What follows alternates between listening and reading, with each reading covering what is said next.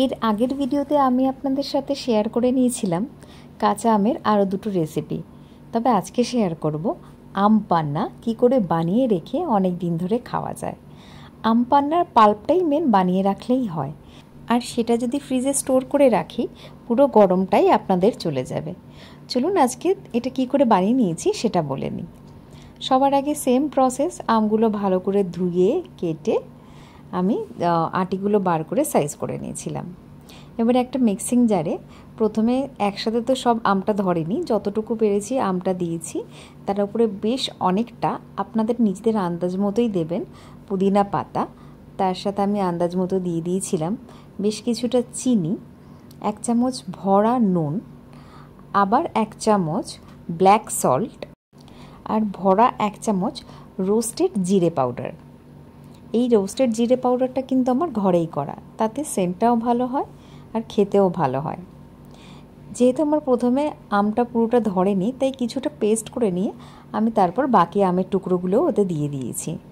এবার আর কিছুই না, জাস্ট পেস্ট করে নেওয়া।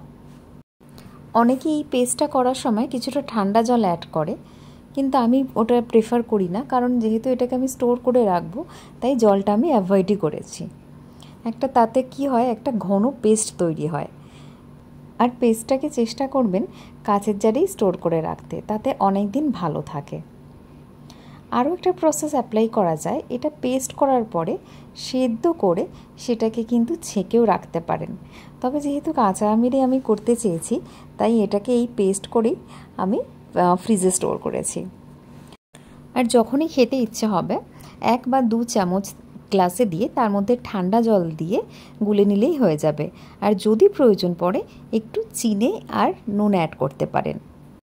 আর গরমকালে এটা খাওয়া কিন্তু খুব ভালো, কারণ তাতে শরীর ঠান্ডা থাকে। আর গরমকালে যদি দুপুরবেলা বাড়িতে গেস্ট আসে, আপনি এই শরবতটা করে দিলে সে কিন্তু খুব খুশি হবে, কারণ আমার বাড়িতেও গেস্ট আসলে আমি তাই করি। আরও যখন শোনে এটা সম্পূর্ণ ঘরে তৈরি, আরও খুশি হয়ে খায়।